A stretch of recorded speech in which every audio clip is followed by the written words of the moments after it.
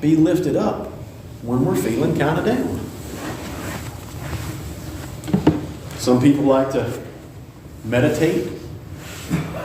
Some people like to listen to soothing music. Take that little Sunday afternoon cat nap, read the Bible. Call a friend just to talk.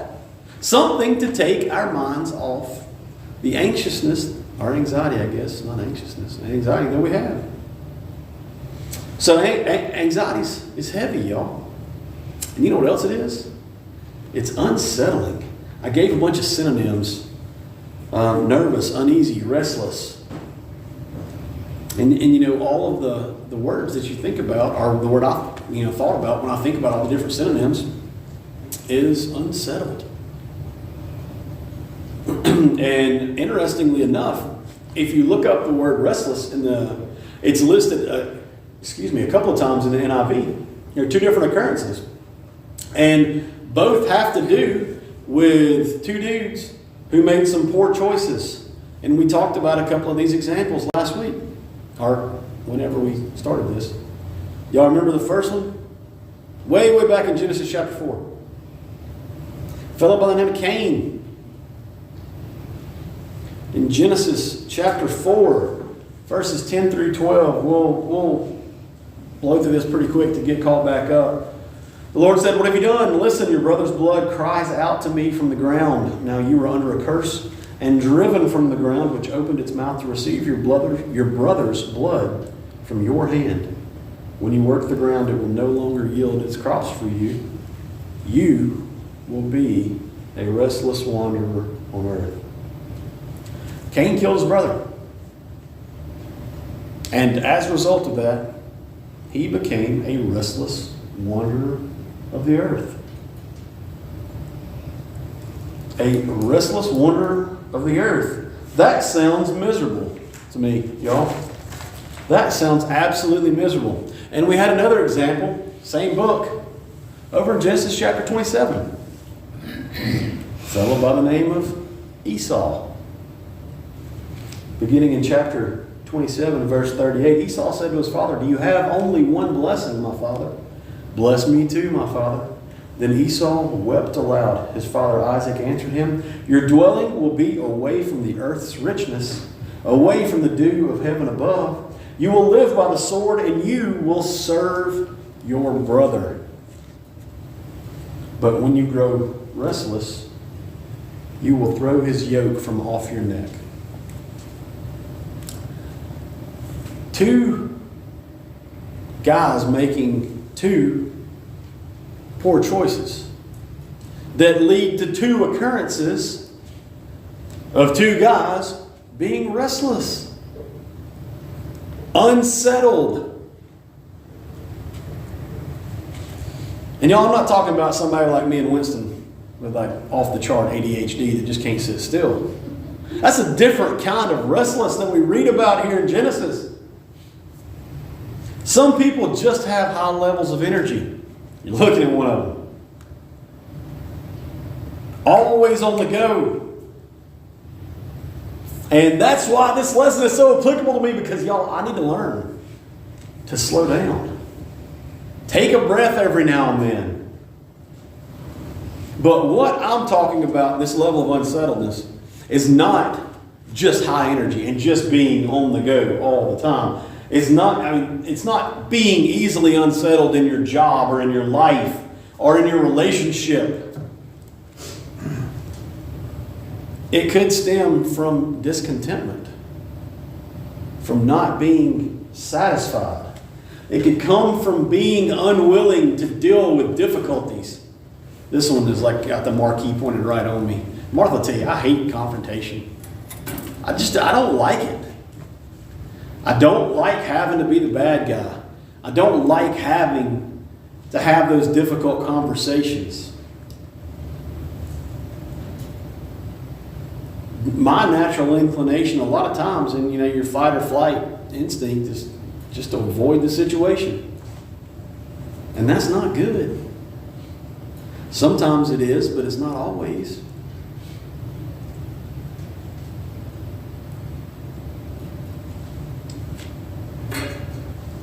It's like It's like that scene in Rocky where Rocky's just getting pummeled. And his ring manager says, throw the towel, like that's that natural inclination for folks that just want to cut and run. Just want to throw the towel when things start getting difficult, dip. And a lot of that can stem from that level of being unsettled, that anxiety. But either way, I think it's interesting that those two different occurrences of the word restless have to do with consequences for poor choices. And I don't know if we often make that correlation. We think about anxiousness when we think about, or anxiety when we think about situations that, like, I remember having to terminate an employee that I knew I was going to have to do. I had met with human resources and I knew what was inevitable. And I had to go home that night knowing the next day I'm firing this person.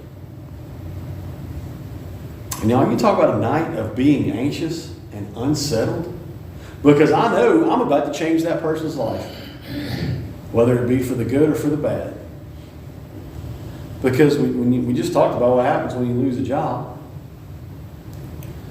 And I knew that it was for the best in our particular situation that we just parted ways. And y'all, that was a horrible night of anxiety for me, even though I had done nothing wrong. I had done literally nothing wrong in the situation, but I knew what was coming. And what was coming was, guess what? Consequences from a series of poor choices.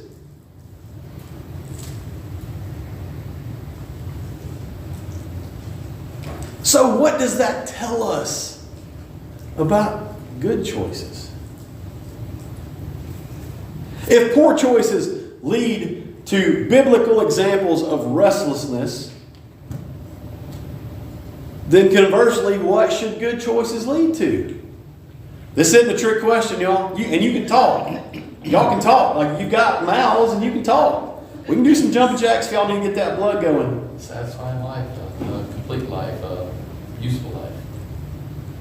What's the opposite of being unsettled? Settled. Rest. Being settled. Rest. Peace. I gave you all like 9 synonyms for the restlessness or anxiety a minute ago. Y'all got to get your thesauruses out and throw out some synonyms here. Peace. Rest. Those are the words I think about when I think about the opposite of anxiety and restlessness.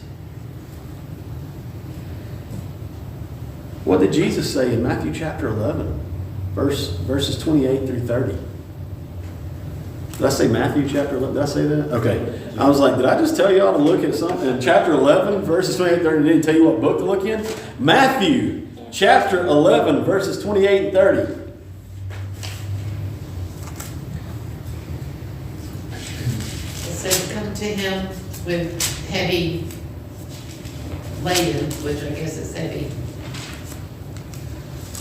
With a yoke, which is something that's around your neck. Matthew chapter 11, verse 28, and you're on the right path there. Yeah. It starts literally with Jesus saying, come to me. Come to me. Why? Who? Who should come to him? All who labor and are heavy laden. You can turn to song number 207 in our songbook, and it'll tell you the same thing. That's Hark the Gentle Voice for those of you who were curious about that. Come to me. This is Jesus, the Son of God, who was there in the beginning. I found this on the web. Yep, Siri found it right there. She talks about 15 times during the lesson, every time. But this is the literal, not figurative, literal Son of God, who left heaven, came here to this place, to be treated the way he did, to be killed, telling us, I don't know what y'all do. Come to me. Y'all, I can't think of a better invitation. I can't think of a better invitation than that one right there. And why? Why should we come to you? What are you going to give me if I come to you? It's the last part of verse 28. Peace. I'll give you rest. Rest. Give you rest. Peace would have been, peace is, I would have taken that. But if we're doing Family Feud here, we were looking for rest. But Jesus tells us, red letters, just as plain as day, paraphrasing here, you're going to have problems, you're going to have stresses, you're going to have anxiety. Put it on me. Come to me, and I will take care of that. I know we've kind of probably touched on this before, maybe in your earlier lesson, or I know we've talked about in the past how often we don't do that. It's crazy, isn't it? So often, this is the last thing we try to do after we've exhausted all of our ideas when the answer was right there all along. That's what that's what I thought about when I was doing it, like getting this lesson together. Was I thought about how many times in my 42 years of life, 41 years of life. I'll be 42 next month, Lord willing. How many times I have exhausted every possible option that my feeble human brain can think of before I go to God. And it's so easy to go to God when you've exhausted every possible option. Y'all, what would have happened if I'd just gone to Him in the first place? How many nights of sleepless dread could I have avoided had I just taken my initial problem to the man who's asking me to do that?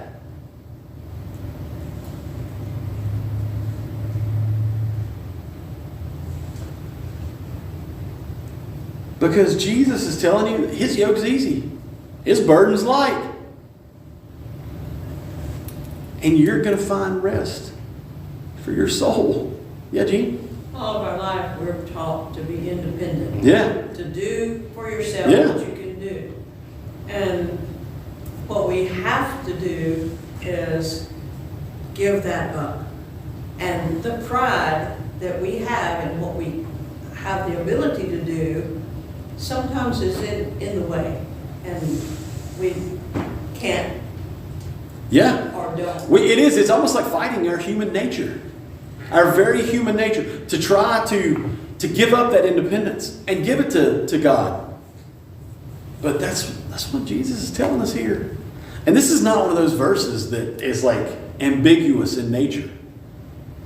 I don't think it could be taken any other way than the one that Matthew, through inspiration of the Holy Spirit, is writing here that Jesus said. I don't see any other way you could miss these words. Yeah, Mary? My go-to verse is John 16:33. Put it on my refrigerator to remind me. What's that verse? You can't just give us a verse without telling. You got to give us the meat here. Okay. It says, and this is Jesus, these things I have spoken to you, that in me you may have peace. In the world you will have tribulation, but be of good cheer. I have overcome the world. It's pretty powerful right there. I mean, that's Jesus calling a spade. Like, y'all, world, it's not great, but in me, you can have peace. And it's pretty much the same as Matthew 11:28 through 30. I think that's a great example of Jesus telling us. And that's the best choice we can make. Best choice we can make is just to give it to God. Turn over to Ecclesiastes. Ecclesiastes chapter 2.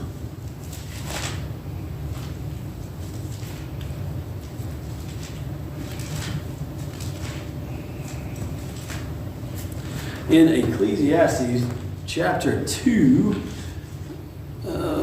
beginning in verse 22.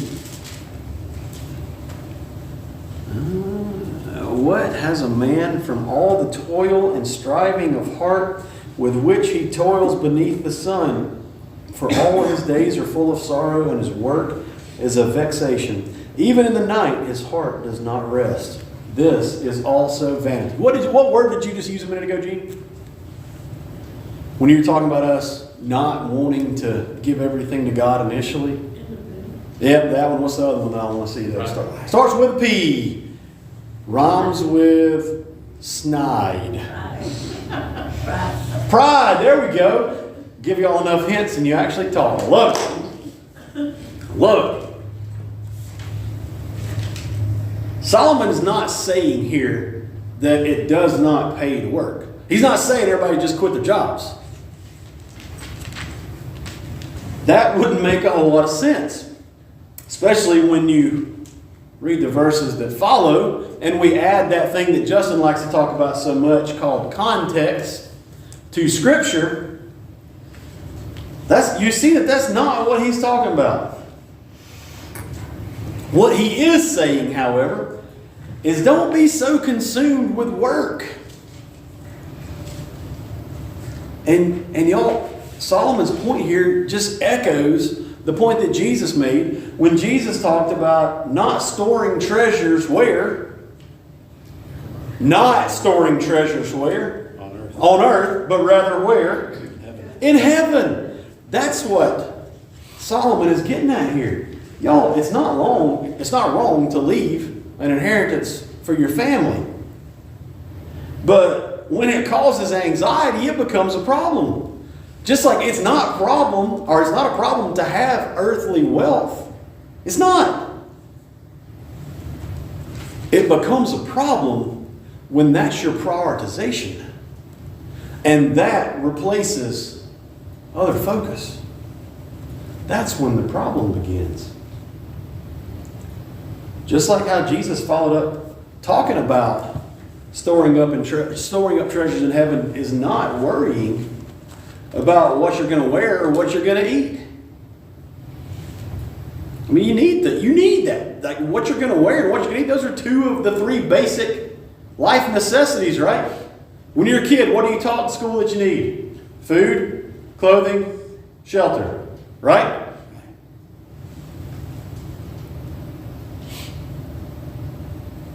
You should work to provide these things. But if there's a bump in the road, guess what? Those are going to happen. Don't allow work to take over your life because of your worries or your desire to accumulate more stuff. How many times y'all heard preachers in the pulpit tell you, you ain't attaching a U-Haul to your casket, right? All that cool stuff that you got, what good's it going to do you when you're dead? I heard this, I don't know if it's true or not, I heard this thing one time about a guy who died, had a lot of money. One of his wishes was he wanted to be buried with all his money, so they buried him with money. Well, his friend went by on visitation and wrote him a check, said if he comes back, I'll give him the cash back for him. I mean, I saw a thing on Facebook that was talking about it, and it kind of put it in perspective for you. You know, y'all realize this is the year 2023. 100 years ago, 1923, seems like an eternity away, right? I mean, it seems like it is so long ago. 1952 seems like it was so long ago. That's the year that our house was built here in town. A fellow by the name of Dr. Tootin built it. Y'all think Dr. Tootin realized that Matt and Martha and Winston and Emma Grace Burleson will be living in that house in 2023? Probably not. All this stuff that we work so hard to and save up for to get. 70 years from now, most of us in this room, it ain't going to be ours. Race, you're still young. You got shot. I eat too many chicken wings. And I'd be like 120. I mean,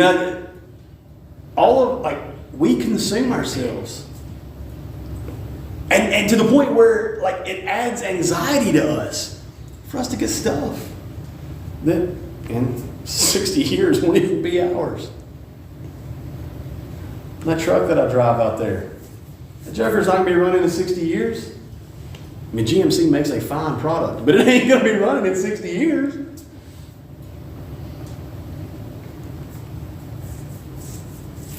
It doesn't do me a whole lot of good to get anxious about it. It doesn't do me a whole lot of good to worry about it. Because Jesus has told me what I need to do. And that's what kills me, y'all, is it is so simple. It's so simple. And this is, again, it's not one of those verses that you can read and be like, well, you know, I really think Matthew was talking about this. And I don't know if he was Matthew or Matt to his friends and family, but I'm only Matthew when I'm in trouble. That's with my mama and my wife. But I don't know what old Matt was thinking when he wrote that, because there's no, you can't get it twisted, y'all.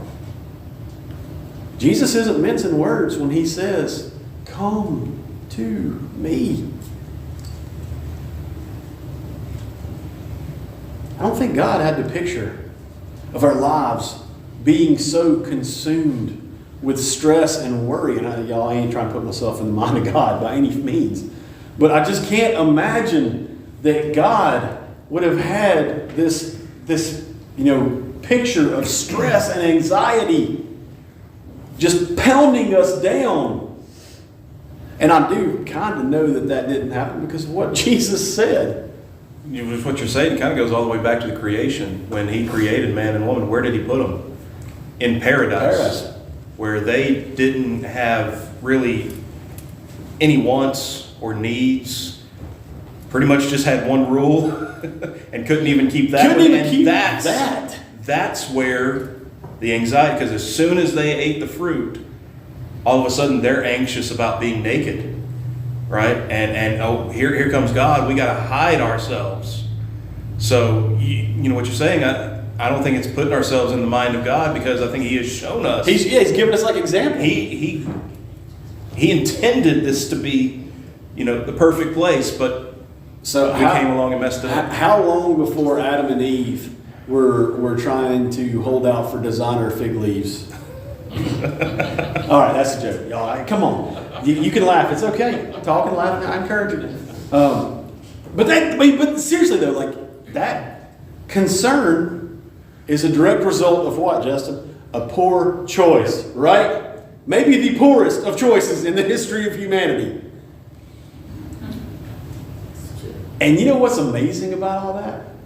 We're talking about Adam and Eve, the first people literally created by God, making the first poor choice in a situation of utter perfection where they had one rule.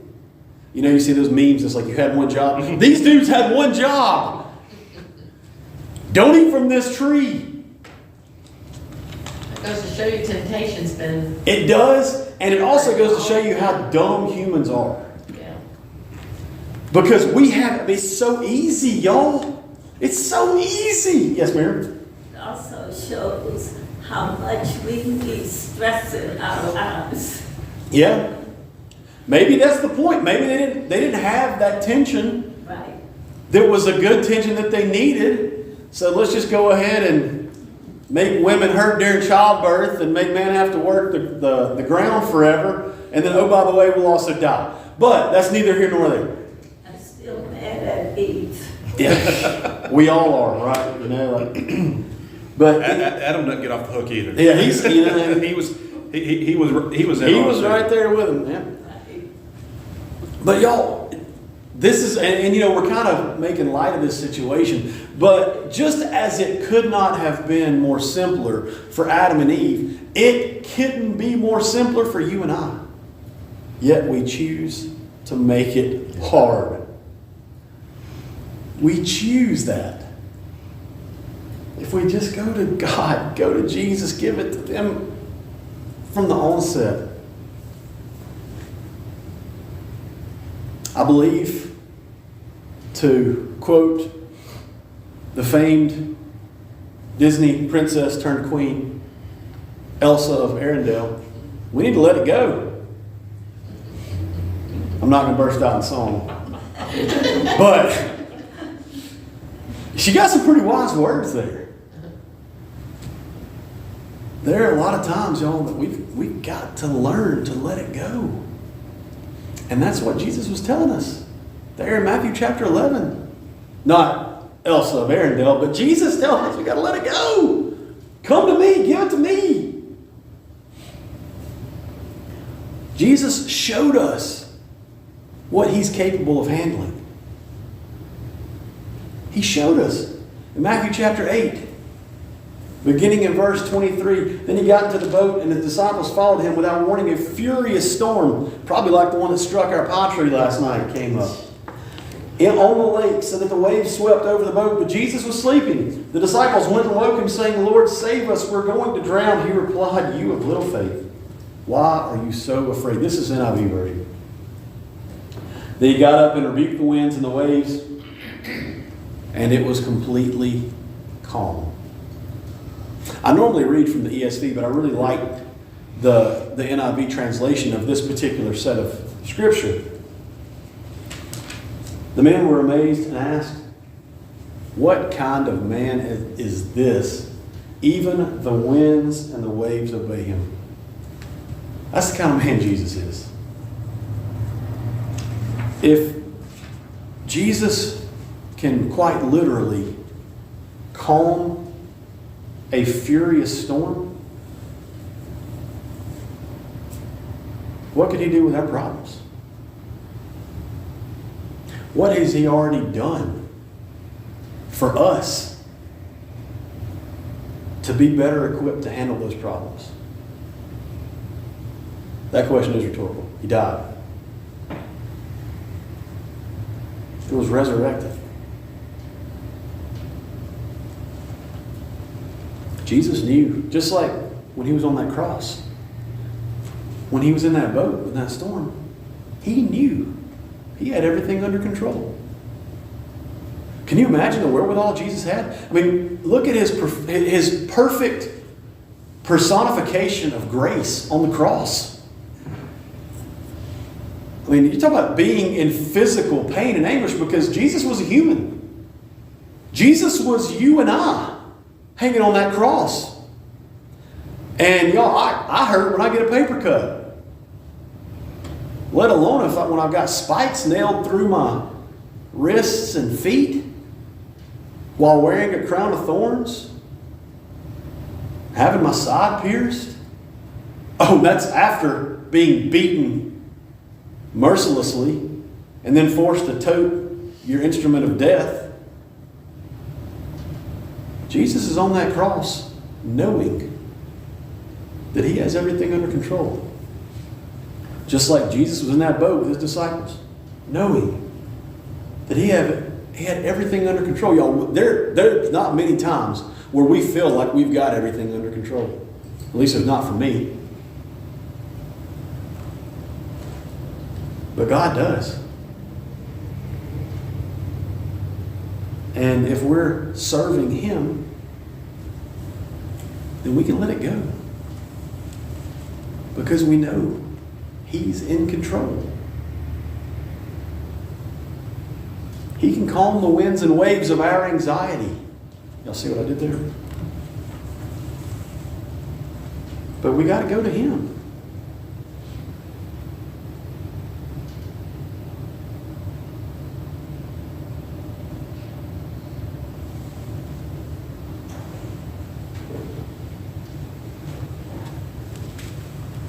Heard a story about a hiker. Got lost. It got dark. He's trying to get down off the side of a mountain. And he slips and falls on his descent.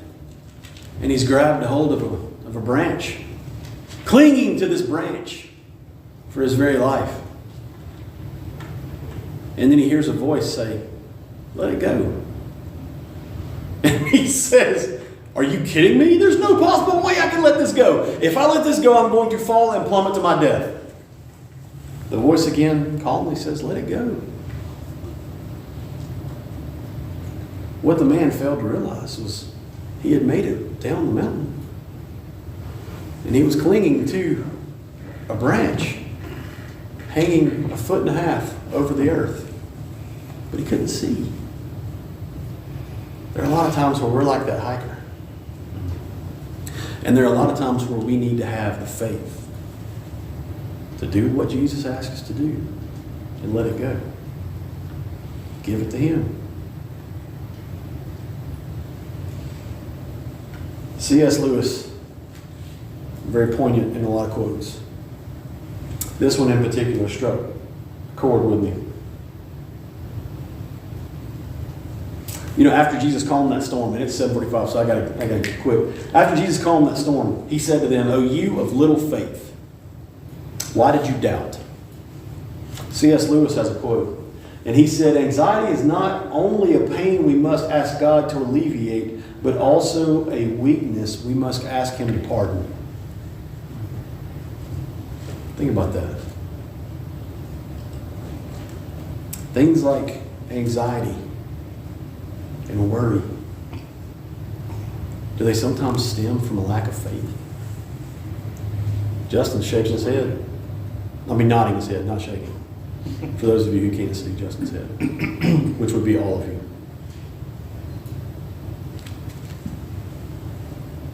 They could also sometimes be a result of pride, sometimes a result of stubborn will. You know, a hodgepodge of things, if you will. But I think at the underlying root of that, it's that temporary lack of faith.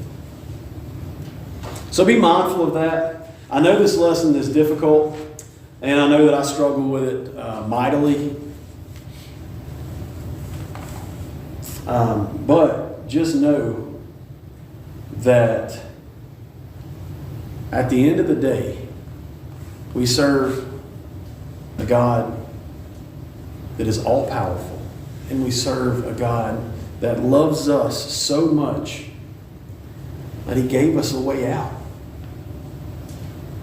And we serve a God who wants us to give our fears and worries and anxieties to Him, because He wants to give us rest for our soul. So that's it. Thank you all for being here this evening. Thank you for giving me your comments and your attention. I hope that tonight has benefited you in some way, because it has definitely benefited me in the preparation of getting ready for this particular lesson. So, again, thank you very much. And next week, spoiler alert, Justin will not be here again. So, you can either come here and hear me,